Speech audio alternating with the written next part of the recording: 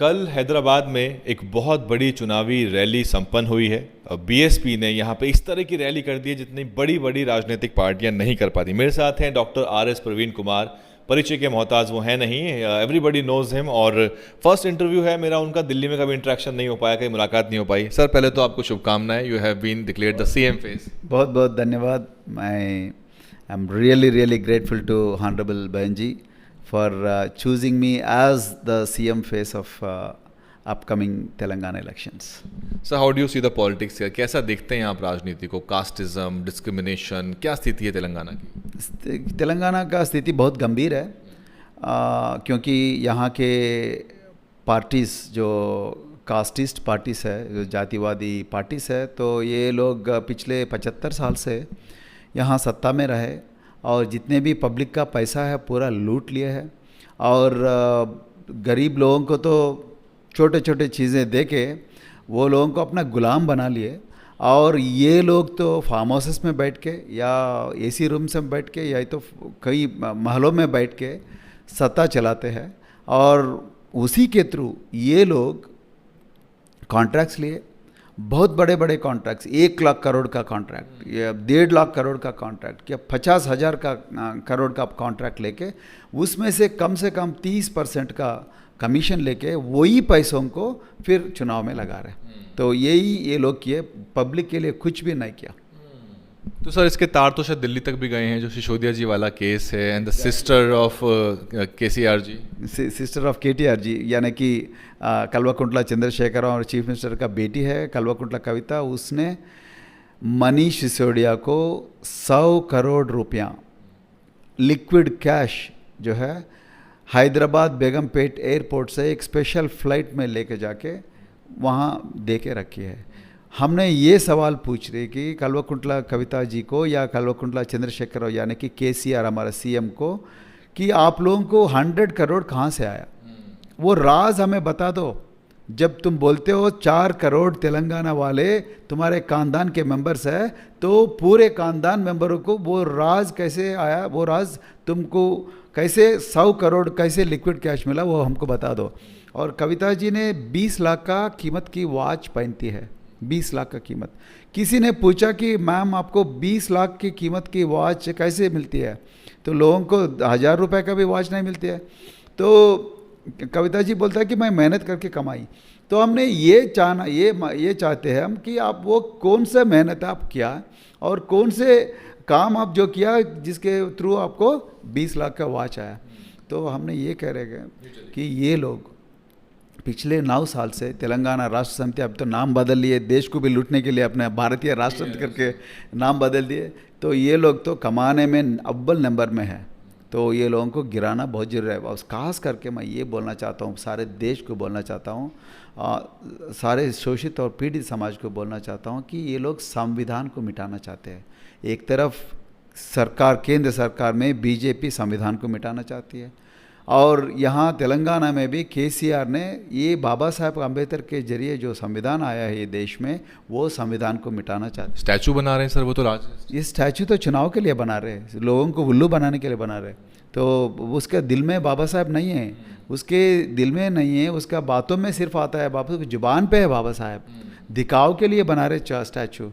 तो लेकिन प्रकाश अम्बेडकर जी आया यहाँ पे, तो प्रकाश अम्बेडकर जी आके मैं प्रकाश अम्बेडकर से ये पूछा कि आप कभी केसीआर ने संविधान का बारे में, बाबा साहब के थ्रू जो संविधान ये देश में आ रहा है, वो संविधान आया, वो संविधान के बारे में केसीआर जी का स्टेटमेंट आप कभी देखा? अभी तक ना प्रकाश अम्बेडकर से जवाब है ना केसीआर से जवाब है। बीएसपी को लेकर sir how is the response? It's a north Indian party, not many people must be knowing बहन मायावती। अब क्या रिस्पॉन्स है? बीएसपी, मैं आपसे सहमत ना हूँ, बीएसपी नॉर्थ इंडियन पार्टी नहीं है, बीएसपी इंडियन पार्टी है, नेशनल पार्टी, नेशनल पार्टी है। मानश्री कांशीराम जी न केवल यूपी में घूमा, वो आंध्र प्रदेश में भी घूमा, कन्याकुमारी से कश्मीर तक गया, वो बंगाल से पंजाब तक गया, वो अपना धरती को छोड़ के पूरा हर जगह घूमा। इसीलिए बीएसपी, कोई भी यहाँ बीएसपी को एक नॉर्थ इंडियन पार्टी के रूप में नहीं देखते। बीएसपी अपना पार्टी है। I saw the craze sir yesterday. Exactly, गरीब लोगों का पार्टी है, महिलाओं का पार्टी है, छात्रों का पार्टी है, और जितने भी लोग पीड़ित है, वो पीड़ित लोग पार्टी को अपना रहे। जो हाथी का निशान जो है, या बहन जी का फोटो जो है, या महात्मा ज्योतिराव फुले, सावित्रीबाई फुले, जन बाबा साहेब अम्बेडकर और कांशीराम जी का, ये सभी लोगों को नॉर्थ इंडियन का रूप में नहीं देखते हम वो भगवान लोग हैं, वो उसको भगवान के जैसे देखते हो। Elections are around the corner sir, क्या लेके जाएंगे जनता के पास? What are your offering sir, क्या रहेगा? बहुत बढ़िया सवाल है, बहुत बहुत धन्यवाद ये सवाल पूछने के लिए। देखिए, हम भ्रष्टाचार के विरोध है। भ्रष्टाचार के वजह से यहाँ पीड़ित समाज को बहुत बहुत नुकसान हुआ। वो आने वाले जनरेशन्स का पूरा जितने भी भविष्य है वो पूरा ख़त्म हो गया। तो हम लोगों के पास ये जा रहे, ये सरकार जो है वो गरीब लोगों के खिलाफ के सरकार है, किसानों के खिलाफ के सरकार है, और स्टूडेंट्स के खिलाफ की सरकार है, खास करके कर्मचारी के, सरकारी कर्मचारी या बेरोजगारों के खिलाफ की सरकार है। इसीलिए हम बहुजन समाज पार्टी संविधान का पालन करेंगे, संविधान का हिफाजत करेंगे, और संविधान में जो भी बाबा साहब ने बताया, चाहे वो फंडामेंटल राइट्स हो, चाहे वो directive principles of state policy हो, उसका पालन 100% नहीं 1000% करेंगे। हमको कोई फार्म हाउस नहीं चाहिए भाई, हम कोई महल में नहीं रहना चाहते, हम लोगों का बीच में रहना चाहते हैं, और लोगों का समस्या को समझ के वो क्या बोलते सॉल्यूशन देना चाहते हैं। तो हमने, जैसा बहन जी ने यूपी में गरीब लोगों को ज़मीन दिया, हम भी ज़मीन देने वाला है, जैसा पट्टा देने वाला है। जैसा बहन जी ने 12 लाख लोगों को तो रोजगारी बताया, हम भी तेलंगाना में वो करने वाले हैं। हम देखिए, तेलंगाना के बीआरएस सरकार एक एक जॉब को 10 लाख में बेच दिया। पूरा पब्लिक सर्विस कमीशन में तेलंगाना राष्ट्र समिति वाले घुस गए, एक एक जॉब को 10 लाख से 1 करोड़ रुपए तक बेच दिए। हम बोले नहीं, हम ये नहीं करेंगे। तीसरा चीज़ है, जितने भी सरकार के कॉन्ट्रैक्ट्स है वो पॉपुलेशन के परसेंटेज पे सबको बांटा जाएगा, खास करके युवा लोगों को कोऑपरेटिव बना के पूरे कॉन्ट्रैक्ट्स वो लोगों को दे देंगे।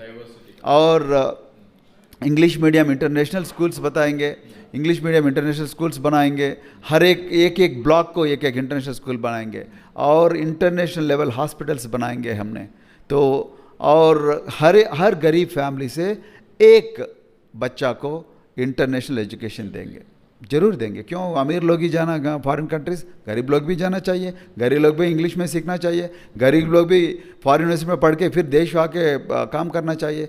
ये सब चीज़ सिर्फ बहुजन समाज पार्टी से होगा, बाकी पार्टी से नहीं होगा। जैसा बहन जी ने इतना बढ़िया पालन दिया, बड़ा प्रशासन, सुशासन, अनुशासन, जो बहन जी का नारा था और बहन जी का जो आचरण था, वही चीज़ हम तेलंगाना में लागू करेंगे। इसीलिए आप दो कल देखे, बहुत बहुत धन्यवाद, आप कल इतना दूर से आया।